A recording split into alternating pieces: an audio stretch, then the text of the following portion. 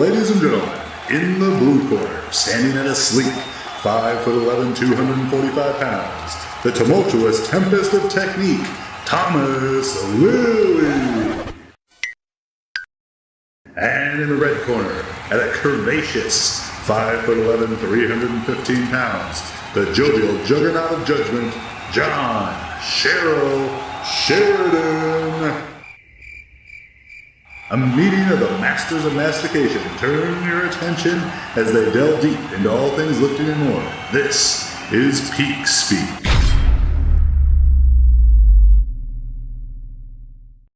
Okay, welcome to the Thomas Only podcast. The Thomas Only podcast, because you came up with the whole name. Are we going to out-angle each other the whole time? Yes. Excellent. I feel like that's the only way to do this. I'm putting on my Will Crosby neck. I think you have to have a neck to put on the Will Crosby neck. Where are the women? Alright. Are you hosting this? Am I hosting this? How are we doing this? I think you're hosting it because you're bigger. That's fair. Alright, so episode 0 of a to be determined podcast name. If you've got any great suggestions, let us know in the comments below. I hate it when people do that. It works. That's the problem. Okay. Like the call to action thing, it's fucking terrible. I hate it as well, but it works. People will give us terrible names. Yeah, look, I'm not actually going to put that bit in. I'm going to cut that bit out. That's We're going to keep the Will Crosby neck though. Okay, excellent. Because I think that's my favourite part so far. Okay. Alright, so this is episode 0 of a podcast with which we have not figured out a name for yet. The idea today is to just do a bit of an intro, talk about who we are and how we got into this whole lifting game, and then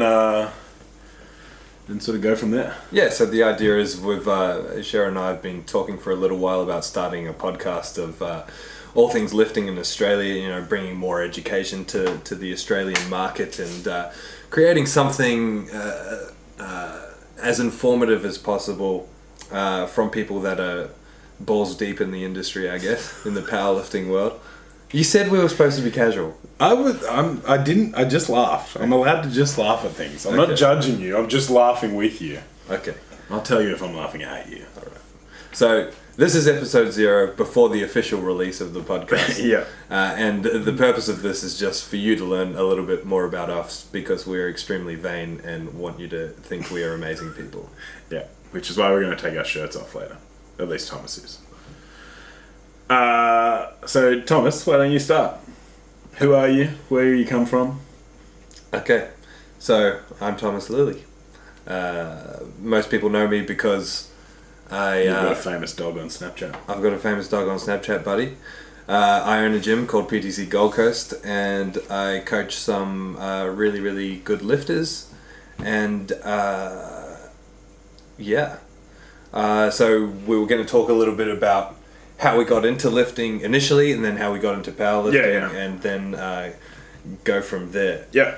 So maybe a quick introduction of yourself. So my name is John Sheridan. I am born and bred on the mean streets of Thugranong in Canberra, and I own a gym called Burley Strength in Canberra. I coach some lifters also.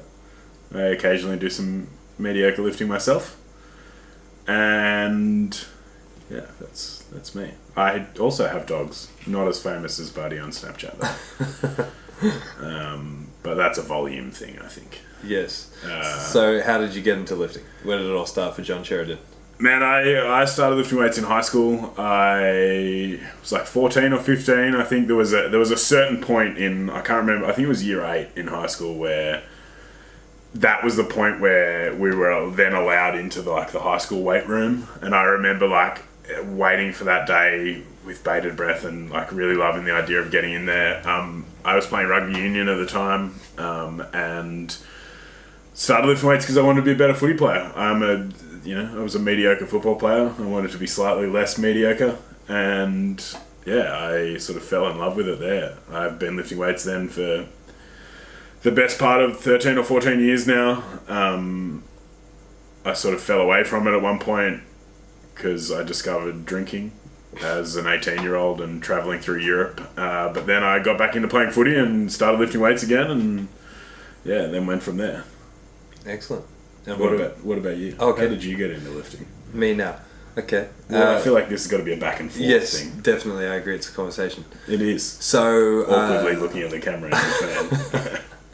I started lifting weights when I was about 14 years old. I was a really, really big fat kid. And Preach, sister. yeah, hit that. My older brothers were both quite fit. My eldest brother was into weights, and he'd put on some size, as an older teenager. So kind of wanted to follow in his footsteps. So I had moved away. I grew up in New Zealand. I'd moved away to Australia, living with my dad, and he picked up some weights for me. So I started at home and had a bit of a home setup, and then, like many people, wanted to, after losing a little bit of weight, wanted to be a bodybuilder. So went down that trek. Got yourself some fake tan and a G-string? I didn't go that far, but I did I'm buy... disappointed in you, Thomas. I thought you were better than that. I did buy Arnold's Encyclopedia of Modern Bodybuilding and read it every day. Did you say it's sitting on the shelf over there? It's right over there. Yeah, awesome. I had Pumping Iron on DVD, which I still do, and Ronnie Coleman's Cost of Redemption #2. I watched those two religiously and wanted to be a bodybuilder. Yeah, nice. And so that was my journey into lifting weights. Yeah, awesome. And so how did that then lead you to powerlifting? Was that like a natural progression because you realised that you don't actually want to be that skinny and tanned, or... Well, I think I didn't have the discipline to do dieting. Yeah, me neither. I never got shredded. Never have, never will. Never got shredded enough. Yep. The fat kid is always going to win that battle. 100%. I actually wanted to do Olympic lifting. Yep. Cool. So when I looked online for Olympic lifting when I was like 17 years old, there was one club called Cougars, which is about half an hour from here. I've heard of Cougars, I think. Yeah, and there was only, on the website it said there was only a 2-hour training block, 3 to 5 p.m. on weekdays, and it was about $300 a month. So Dad wasn't going to drive me half an hour to do weightlifting, and he wasn't going to pay $300 a month. Yep, fair. So I was already doing squat, bench, deadlift as my main movements. Yep. And some poking around on some forums led me to bodybuilding.com powerlifting section, Classic. strongman section. Yep, I remember that. And it went from there. I did my first comp when I was 18, and I'm still going at 28. Nice. What about you? When did the powerlifting bug? I sort of got heavily into training at the end of 2008. So I was like 19, 20 at that point. I was still playing rugby in Canberra. That was the point where I was making the switch from Colts, which was like under 20s, to up to grade rugby, so playing with real men. And I realised I didn't quite cut it physically, especially having spent a solid 6-month period in the year after I finished high school in Europe doing nothing much other than drinking.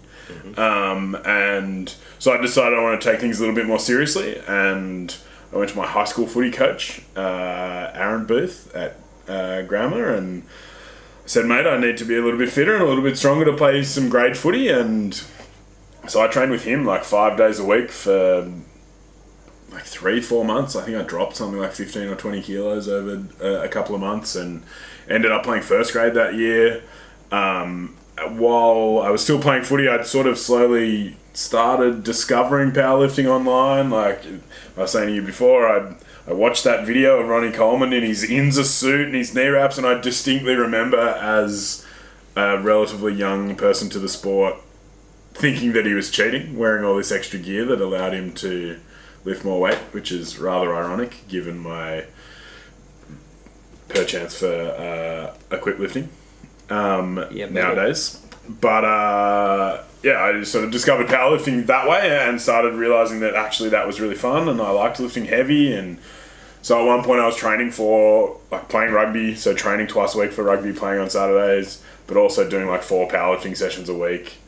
I did my first powerlifting meet in 2010, the Elite Physique Battle of the Gyms, where I thought I knew what I was doing with cutting weight, and my little brother still gives me shit about that time he found me on the couch at home wrapped in Glad Wrap and having used all the hot water in the house. It didn't work, I didn't make weight, but whatever. So how do you make weight for the super heavyweights? At that point, I was like 106 kilos, man. Oh, Jesus. Yeah. When I was playing footy, I played my best footy at like 108 to 112. So I was trying to make it in the hundreds. I think I weighed in at 100.2 because I had no fucking idea what I was doing. Had just seen some stuff about cutting weight and thought it was a good idea. It's not, for the record. Hence, super heavyweight life. Exactly. It's, as the CWS says, it's the no stress weight class, except for on your heart and on your knees. And yeah, so I did that, fell in love with it. My rugby career came to a somewhat abrupt end when I decided it was a good idea to punch one of my opposing players in the face. I broke my hand and said, after getting plates and screws put in my hand, I said, I'll take 6 months off the rest of the footy season. I'll train for powerlifting and then I'll come back and play footy next year. And I never went back because I realised powerlifting has all the fun parts of playing rugby, which is like hanging out with your mates and lifting heavy weights, and none of the shit parts like running. And now I just watch rugby and compete in powerlifting. All right. So the first time I met you, and you probably don't remember meeting me, because we probably just said, hey, in the warm-up room, was Nationals 2012. Yep, that was the day I taught Matt Stenzel everything he knows about sumo deadlifts. Okay. I'm going to speak from that here and stop you right there. Let's continue. So, Nationals 2012, there was a group of juniors. There was about 13 of us. Yeah, it was about a flight worth. It was like you, Stenzel, I think it was Kelly Munro. Kelly was there. Reese? Yeah. Reese something. Yeah. Anyway, that's where we first met. You were a slightly less bearded and significantly less bearded and slightly less super heavyweight. Yep. What list did you hit that day? Oh fuck! Don't ask me that. I actually found my videos the other day for that on an old hard drive. Okay. Yeah, it would have been like a low 200 squat. Like maybe I squatted 240. Something like that in reps. I think I benched, maybe like 140, 145. I think I pulled 250, 255, something like that. I don't remember. I still am relatively mediocre. But that was my first Raw Nationals, because I did 2011 Capo Nationals equipped. Yes. That was my first real equipped meet. And then, GPC came about and I did that Raw. What did you hit that day? That day I squatted 232. I missed 240. So I did a test day 2 weeks earlier, and someone walked into the bar on my opening squat 220, awesome. And I tore my adductor. Mad. And I didn't know it was torn. It just hurt. Yep. I didn't know what a muscle tear was or what it felt like, so I still competed. So that hurt, but I got 232, which at the time was... No, it wasn't a PB. It was almost a PB. I benched 142.5, which was the junior national record, because there was no other records. The federation had been around for about 12 minutes. Nothing like claiming records by setting empty ones. Exactly. No, I did break a record. Oh, you actually broke it? Yeah, but nice. It was significantly lower. Yeah. And I deadlifted 250 with a hook grip. Hook grip? Because I used a hook grip. Why don't you anymore? Because it hurts my thumbs. It does hurt, doesn't it? I had this discussion with someone the other day. Like, I'm going to wear my thumbs out for hook gripping. I'm like, it feels great at 140. At 240, it doesn't feel so great. No. All right, so that was 2012. Yep. To date, what are your best lifts? So I've done most of my lifting equipped. My best equipped lifts are a 410 squat and a 210 bench. I've hit a lot more than that. I think I hit 230 in training in the bench, but had a really shitty day benching that day. My best deadlifting competition's 262. Yep. And then best raw, I've hit a 260 squat and a 155 bench. In the gym, right? No, in comp. Comp? Yeah, so I hit Which comp did you? I think it was like Pro Raw 6. Oh, yes. I hit the 260 squat and the 155 bench. That's right. Yeah. But I've only ever deadlifted raw because I'm too fat for a deadlift suit. What about you? Wait, your 410 and your 210, what was that at 2015 Nationals? Yes. Ah, that's right. I won that comp. Yeah, you did. Who squatted more though? This guy. Yeah, you did. I'll give you that. This guy. I'll give you that. My best raw lifts in comp are a 320 squat, 192. That was a 320 squat that should have been like 335. Yeah. It looked very easy. No, it looked a lot easier than what it felt. Yeah, but it always does. Yeah. A 192.5 bench and a 320 kilo deadlift. Yep. And in equipment, my best squat is 375 and comp 227.5 bench and 320 deadlift, because every time I touch a deadlift bar in the suit, I screw up. Yeah. So, only in comps. In training, I do it perfectly. Yeah. But in comps, That's the funny part about me. The 2 comps that I've done equipped. Yeah. Yeah. How did you get into equip lifting? Like, because obviously, I think, like most of our sort of generation of lifters, we came into this, I think, probably just after, or sort of just as raw lifting was becoming a thing. No, when I started in PA where it was just powerlifting. There was no raw or classic or anything like that. Yeah. So I didn't know what equipped lifting was. All I knew was that I was doing powerlifting. So I saw people getting into these funny suits and I was like, I thought we were just lifting weights. Yeah. Didn't realise it was a bondage convention. Yeah, no, not at all. So I found out about equipped through bodybuilding.com forums, and being exposed to the multiply West Side American style stuff. Yeah, SPF depth. And I can't really remember how I got fascinated with equip lifting, but I've always had a great deal of respect for it. Like my dream comp is the IPF World 100%. World Champs equipped. Couldn't agree more. You know, my favorite lifter of all time is Carl Christensen. Yeah. You know, watching him kind of embodied everything that I like about technique, that I like about lifting, that kind of technical approach, real clean style of lifting, big lifting. Yeah, 100%. And a really calm approach to lifting in general. It's it's very calculated. I really like that. So, that kind of made me fall in love with equip lifting enough to the point to want to have a go. Yeah. So I got some single ply gear and threw it on and did a comp in the very end of 2014.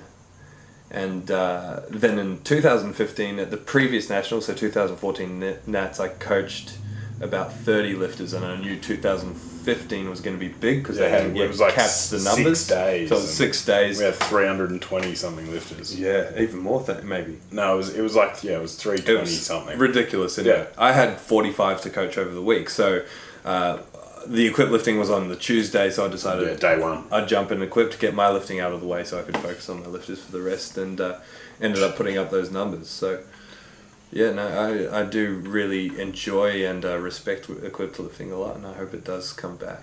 Yeah, so I fell into it through the Westside thing. Like that was, I think I ended up discovering powerlifting through the Elite FTS stream. Like that's sort of where I came from. Like I read a lot about Dave Tate and Wendler and those guys, and sort of discovered my lifting through there. And at that point, they were all heavily conjugate method Westside stuff, and so I always wanted to lift multiply. I always made the joke that it wasn't about being strong, it was about lifting the most amount of weight, or the illusion of strength, which I now joke about, but it does take a lot of strength to do that. And so I did my first meet in a multiply suit. I've only ever squatted in a multiply suit. My first real powerlifting meet was 2011 Capo Nats, and it was equipped. So I think that was always the way I was going. Like you, I love the technical side. I love how just precise it is. It's part of the reason I really like Olympic weightlifting, because I see a lot of similarities between Olympic weightlifting and equipped lifting in terms of how technical it is. Obviously, very different movements, very different speeds, different qualities, all of that sort of thing, but in my head, I see that real technical approach where in both a snatch or a heavy multiply squat, if you get out of position slightly, you're screwed. Like you're just going to miss the lift. And I think that was the thing that I sort of was drawn to in the equipped side of things. I think it's definitely made me a better coach and a better lifter now than I ever would have been otherwise, because it forced me at a relatively early stage in my powerlifting career to be very technical with what I was doing, which has helped me sort of develop my coaching eye and things like that. And for me, I just wanted to lift real heavy weight. And it went from there. So I've got a question for you. What or who do you look up to, if you had to pick one person, who do you look up to as a lifter, raw equipped, nationally or internationally? So I have, I'm a big fan of your lifting. Oh, okay. But I'm not going to blow your horn too much. Okay. I honestly have for quite a while believed Nathan Jones is the best lifter in the country. Okay. Or one of the best. He may not necessarily always be at the top. He's been competing now for over a decade, or thereabouts. But for me, it's his approach to his lifting. I think he's relatively technical about it. He knows what he's doing, but he also knows that it's just lifting weights. Like, he doesn't have that attitude where he has to walk around like he owns the joint. He's calm, he's cool, he's collected. He knows how to flick that switch to go from making jokes to hitting the platform in a serious manner. And I think he does that in a way that speaks of professionalism and an approach that, while serious, isn't so serious that he gets away from the fact that we are just lifting weights. That's probably my sort of national one. I think on an international scale, I am a huge fan of CYC as well. Blaine Sumner's pretty crazy. He's just insanely strong. Yeah. I've got a real soft spot for Blaine Sumner because he has 2 torn labrums. Yeah, the Torn Labrum Club. Yeah. Yeah, I can understand that. So yeah, I think Nathan's definitely one of my favourites in Australia for sure. And then internationally it'd be someone like CYC or something like that. What about you? Yeah, well, I asked that question, and as you were saying your answer, I was trying to think of who I'd think of. Another classic: ask a question and then go, "Oh shit, I don't have an answer for that." Yeah. So, I think nationally, I'd have to pick Will Crozier, like Will Crozier, the Trap Lord. I think it just is. His last few comp performances have really sealed the deal for me. I'm biased because I get to watch the entire process. In the same way that I'm biased with Nathan because he's from Canberra. And we hang out together and we're friends. And You see the whole process from in the gym all the way up to the competition and the way they compose themselves on the day. 100%. I think Will has a really, really good way of doing the same thing that you were saying with Nathan and being able to to know when to switch on and to conserve that energy for where it matters. Yeah, 100%. And you don't need to staunch everyone in the warm-up room just to get your lifts on the platform. There's a lot of people out there that are competitive. So immediately, I respect that because I'm not a person that's really driven by competition. Yeah, me neither. Like I'm very competitive on the day. Yep. I want to do my best and I want to beat anyone that I can. Yeah, 100%. But I don't come to the gym with an attitude of I've got someone to beat. Yeah, me neither. And so I have a real respect for people that have that and use that as drive to get better. And I think, Will's got a very competitive attitude and he's going to keep working hard until he's right at the top. And at the same time, he has such a thirst for knowledge and growth in his own lifting and in his coaching as well. So I've got a tremendous amount of respect for that. Internationally, I think I have to come back and say CYC. Christensen just... is he lifting anymore or is he still injured? No, he's 105 kilos. Really? He's lost about 60 or 70 kilos. Yeah, wow. Because he had a knee issue. A lot of knee issues, And from what I understand, it's just the product of going from 0 to 500 kilos in the space of a few years. Yeah. Just the demands of that kind of loading that quickly. Yeah. But just that kind of technical approach, the calm approach to lifting. 100%. The equipped lifting in general, the fact that he's lifting the kind of weights that he's lifting. Yeah. I really like that. So he'd probably be my go-to. I really love using your words, technical prowess. So it's a good word. It just rolls off the tongue nicely. I love watching Positive's old deadlift videos. Yeah. But yeah, I mean, CYC is someone that really stands out to me internationally. But I'm a much bigger fan of what's going on in our national scene because I think we have so much gold over here. Yeah, 100%. And I think in Australia, like powerlifting is very much coming into its own. I think some people maybe sometimes get a little bit ahead of where powerlifting really is. Like, it is still just powerlifting. It's a sport that 99% of Australia has never heard of, and a lot of them will never hear of it. That doesn't mean you and I both aren't very passionate about it. Like, this is how we make a living. This is what we do. It's what we're passionate about. It's our hobby as well as that.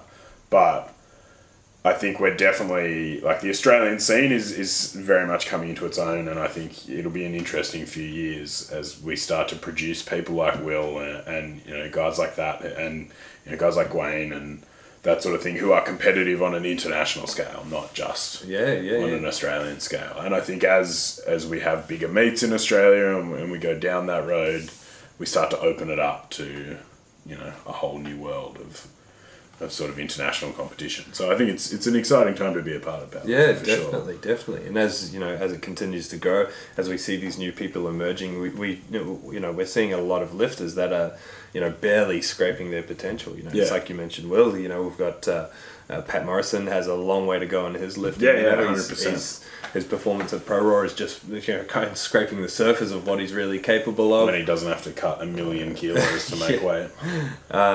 Reece Keen's going to start pushing boundaries. Yeah. If Wayne Hallett gets healthy again, he'll be. Oh, Wayne's always been up there in that realm. As long as he's healthy, he's always going to be competitive. Alex Simon, if he becomes healthy again, you know, he's on the mend again. You know, he could put up something. He squatted like 400 on a safety bar. Yeah, not that long ago, and it was insane. So there's some real talent coming up, and it's exciting to think of what may happen. You know, we've been in it for now. You know, you say 7 or 8 years. I've been in a tiny bit longer than that. You know, but what's going to happen in the next? And look, man, years? Like, compared to, you know, like, obviously we're in Queensland tonight. At GPC States at Valhalla, and like, as a competition in terms of the way it's run, the equipment that it's available, all of that sort of stuff, like, it blows out of the water anything I'd ever competed in my first year or two of powerlifting. Definitely. Like, my first nationals in 2011, there was one monolift, it was on the platform, you couldn't have access to it for warm-ups unless you knew the right people. I walked my squats out. I didn't even walk my squats out. I was in my suit, and I had my friend who was handling me and some random in the warm-up area. I would unrack it and then step out, and they would pull the squat stands out. Yeah. Like, classic. Ghetto mono. Yeah, and my opener was 300, and I went from, my last warm-up was 250, and I tweaked something in my hip as I stepped out to, like, set up. So I just cut it there and went straight to my 300 kilo opener. And yeah, like, whereas you compare it now, like, Scott's got 3 monos, 3 benches, 3 deadlift platforms, like, all the weights you can need. Yeah. You know, it's just, I think the evolution has happened quite quickly, and it will be interesting to see how sustained it can be over a longer period of time. Because I think powerlifting is the sort of sport where it's really susceptible, and it's, again, part of the reason I like guys like Nathan is, he's been doing it for a long time, and he hasn't been talking shit about it. He hasn't been preaching his amazing ebook on, you know, Instagram. He's just been putting in the work for years and years and years. Mm-hmm. And I think that's something that a sport like powerlifting, you kind of get both extremes. You get someone who comes in and is amazing for 2 years, and then you never hear of them again. Definitely. And then you get the guys like Nathan who are lifers. Like, he'll do this, you know, for a very long time. You get guys like that who have just been around for ages. You know what I mean? And like, Barry Murray's a great example. Yep. You know, people like that who are just able to keep going year after year. Like, I intend to lift weights to the day I die. This is something I love to do. Definitely. Whether I'm competing for that time, who knows? But I think if we can get this crop of lifters that we have now and convince even just a portion of them to slow things down a little bit and keep pushing for the long-term gain, then I think that'll be a really exciting period to be in, 5-10 years from now. Yeah, definitely. So one of the things we wanted to talk about, in coming to the end of this podcast is what's the purpose of this? What do we hope to get out of it? And I think what you just touched on there, for me personally, would be one of the biggest goals out of this. 100%. Is to kind of push for that education, push to to help make Australia have some of the best lifters in the world. Because I agree 100%. I think we certainly have the potential for it. That, you know, there are some very, very strong people. There are some very, very strong, like, essentially kids, you know, people who've only been doing this for a year or two, who are very strong and have this huge potential. And if we can help just one of them be still competing in 10 years, I would consider this a success. Because I think the biggest thing people struggle with is they want to get so good so fast and they just burn out and lose it. And, exactly. You know, that's not the way to be really good in a sport. That relies upon being at your best in your late 30s. Okay, so minor camera malfunction, because we're both #professionals. So we're talking about, we're going to have 4 questions. It may be more, it may be less, but some questions that are consistent through anyone that we get on the podcast. You're going to start. Favorite lifting memory, or memory around lifting. Doesn't have to be you, it can be anyone, any moment. I think, obviously, being more well known for coaching than lifting, it's a coaching memory for me. Yep. And it's actually fairly recent, and it's Pro Raw 9, Will winning the 110s. Yep. That was the most electric moment of the comp. The loudest the crowd went, the biggest 100%. the crowd went. And it was just, he pulled a 365. It's just indescribable, the feeling of being there side stage while it was happening. Yeah, I think 100%. for me that's a moment that'll stick in my head forever, and that takes over pretty much exactly the same moment which happened at Pro Raw 6. Annie Short pulled to win the Triple Crown, which was winning states, nationals, and Pro Raw. She won $7,000 with her final deadlift, and it was the same thing, standing side stage, screaming at her and watching her pull this massive deadlift. So, those kind of things are things that stick in your head forever. Yeah, for sure. So question number 2, if there was one thing that you could pass on to someone who's just getting into the lifting game, what would it be? Like one piece of information, one little nugget that they can carry with them through the rest of their lifting career, what would that be? 3 words: get a coach.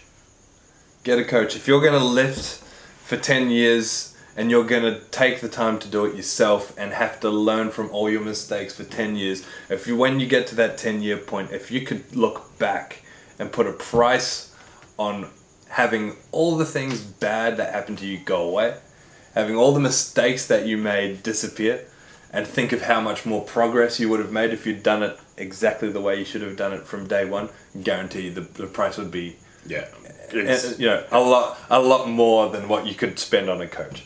Yeah. So get it. It's something I wish I had done. Yeah.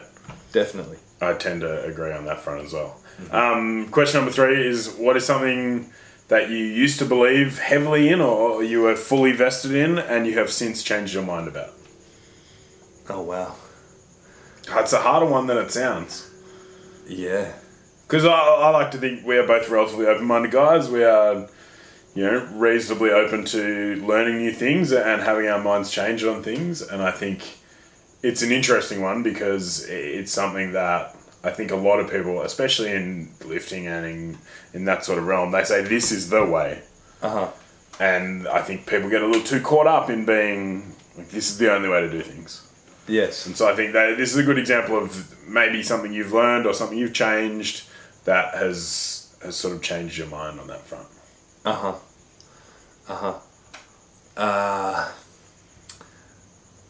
I think it'll be a technical aspect. Yep. One thing that I used to do myself, and I used to preach heavily, was to kind of arch up and back out of a squat. Yep. Like really arch up and kind of throw your chest this up. question is also a squat based technical thing, but okay. This kind of false belief that chest up is the best thing that can ever happen. And as you understand a bit of application of biomechanics and understanding your torso should be one unit, my mind changed on that. But definitely before it was always this idea of keeping your chest up and out and really throwing it up and out of the hole. Yep. I used to preach that hard, especially when I first started coaching, because I thought that was the best way to squat. Yeah. Cool. And in a slightly less lifting centric thing, if you could sit down and have a meal and, share an evening with anyone in the world, the caveat is they have to still be alive, because I think we both agreed that if you add dead into this, we can just open up a huge can of worms. Someone who's alive right now that you would love to sit down and eat a meal with. So this one's easy for me. This one's Heston Blumenthal, the chef. I really, really respect anyone that's believed so hard in a dream that they're just willing to do anything and everything to make it happen. So the few things I really love about Heston, A, he cooks quirky, amazing, different food. Yep. B, he didn't train as a chef. He learned it all himself, and then he built his business on that. Yeah. You know? C, he worked his ass off to make it happen. You know, if you ever listen to his story, you hear about how he used to sleep in what is now one of the most famous wine cellars on earth. You know, it was just a dank sort of area above his restaurant, the kind of the evolution of his restaurant over time as he's gotten bigger and better, and just his constant drive to innovate and kind of look at things from outside of the square. You know, I love that side of things, and it's something that I try to do as a coach is kind of, you know, push forward and think laterally and at the same time think logically and achieve big things out of it. Yep. So definitely for me, Heston. I think chefs in general. Have you ever eaten Heston's food? I haven't. Yeah, so I haven't. The fat duck is my ultimate dream. Yeah, so I was in England end of 2015, 2016, and I was in Europe, and one of the things that my girlfriend and I splurged on at the time was we didn't go to the Fat Duck because we didn't have that much money. And it's like a 8th or 9th month wait list. Yeah, well, if we had the money, we would have booked in advance for when we were going to be there. But he has a pub across the road called the Heinz Head. It's literally just across the road from the Fat Duck, and so we ate dinner there, and it certainly wasn't cheap, but it was some amazing food.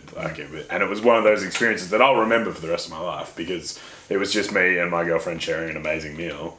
And I think there's a lot to be said about bonding over food like that. Definitely. And a shared experience on that front. Definitely. All right. John Sheridan, favourite lifting memory? Look, part of me really wants to say Kev spewing at Nationals. Kevin Huang, Australia's #1 coach. Yep, hashtag spew for Kev.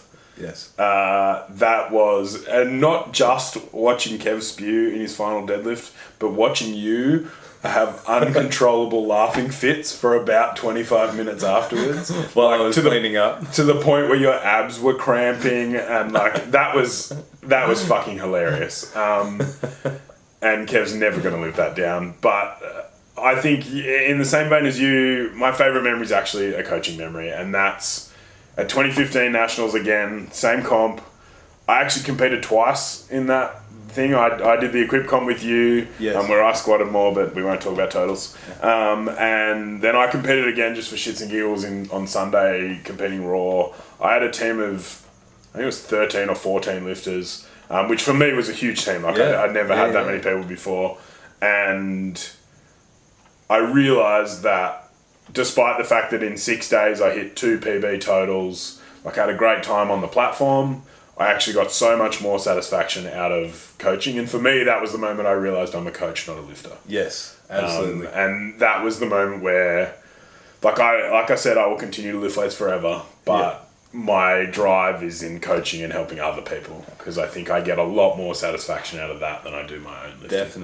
Definitely. And I can totally relate to that. You feel every lifter's success, every single missed lift you wear as your own as well. And exactly. there's a really strong emotional connection. Yeah, 100%. It's a feeling you can't describe. Yeah, I've watched lifters of mine go up, to hit a squat or whatever, and I've been more nervous than they are. You know what I mean? And more nervous than I've ever been for my own squats. Yes. Or my own lifts. So I think it was that week that, that was a hectic week, but that was the week I realised I'm going to be a coach, not an elite lifter. And I'm totally okay with that. Yeah.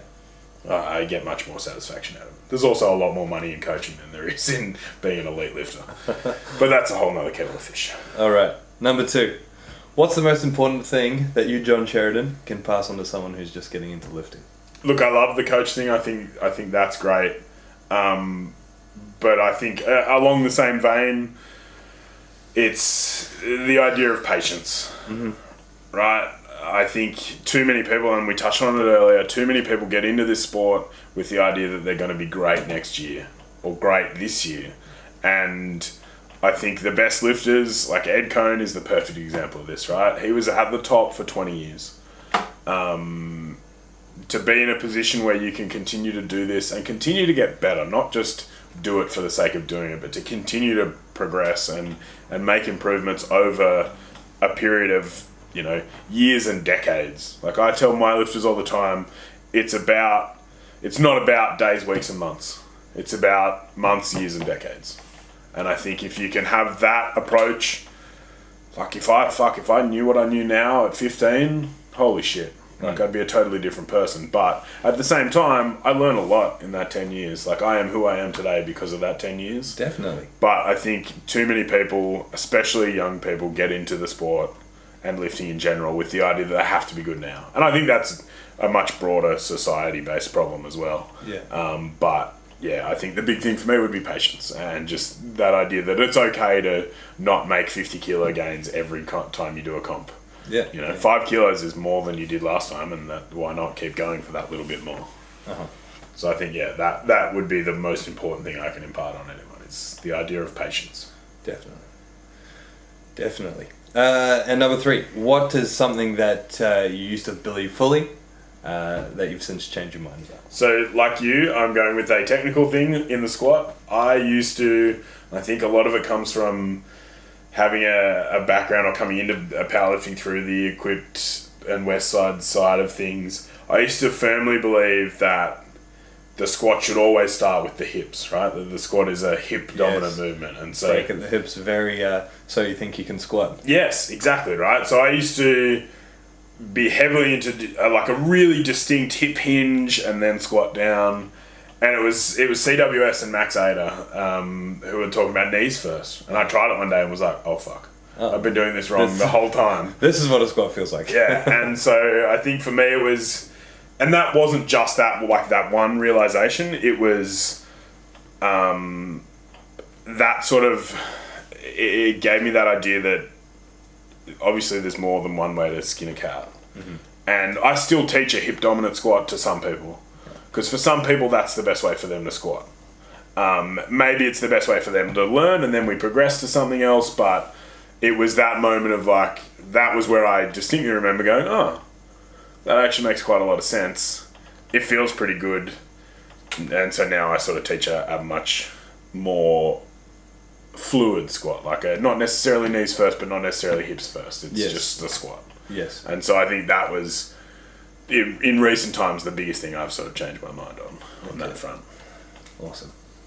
So, if you could sit down and have a meal with one person living, who would it be? Bearing in mind that you just had dinner with me before, so you can't say that. Yeah, well, look, I'd never say no to another dinner. If you ever come down to Canberra, I know a great burger place. Sounds good. It was only in talking about this earlier that I'd even considered who would I think about that front. When you said Heston, like I'm a huge Heston fan, I think he's great. Along the same vein, Anthony Bourdain, I think would be an amazing person to sit down and share a meal with, purely because I'm sure he's got some amazing stories. And it wouldn't be like me asking questions, it would just be me listening. I think he's one... to split away from the chef thing, because I feel like it's a bit weird if we both name chefs. Someone like Neil deGrasse Tyson or someone like that, I think he especially is a great example of bringing something that is really niche and can be really overwhelming and really, like, I think hard to grasp to the masses. Mm-hmm. Like his whole idea is to bring science to the masses, right? And to debunk these stupid fucking theories that some people have. And I find, like, the idea of space travel and all of that stuff I find really fascinating. I'm a bit of a space nerd like that. Like, I don't claim to know a lot, but I like the idea of thinking about space and that sort of stuff. And it always blows my mind to consider, you know, what the Earth is in the greater scheme of things. And so I think something like that, because again, I'm sure he has some amazing stories, but also the ability to make some really, really complex, deep, thick, dense subject really actually very approachable. And yes. I think that's a skill that I know as a coach is something that I value highly myself and in other coaches. The ability to not, like, you know, you and I can talk about things in deep biomechanic terms, but if you can't explain it to a 5-year-old, I don't think you know what you're talking about. I am fortunate that I have worked in childcare, so I can explain things to kids, and I like that as a skill. I think that idea that you can take a subject that is deep and really dense and break it down into the pieces to make it acceptable and accessible to anyone, regardless of their background, regardless of that. I think that's a really endearing characteristic, and I think would make for a really interesting conversation. Definitely. So You're a really deep guy. Are you saying I'm fat? No. Okay, cool. So That's us. that's us done. That's who we are. Whether next time we have a name or not, who knows? We will. We'll have a name. We'll have a name. So maybe we touch briefly on what we're going to talk about next time, basically the subject matter. So we were going to talk in episode 1. We'll be talking about training theory, talking more about our kind of systems-based approach to training, and kind of picking each other's brains around what we believe in terms of our coaching systems and the best way to produce the strongest people. Yeah, sweet. Until next time. Thanks for tuning in. Tell your friends.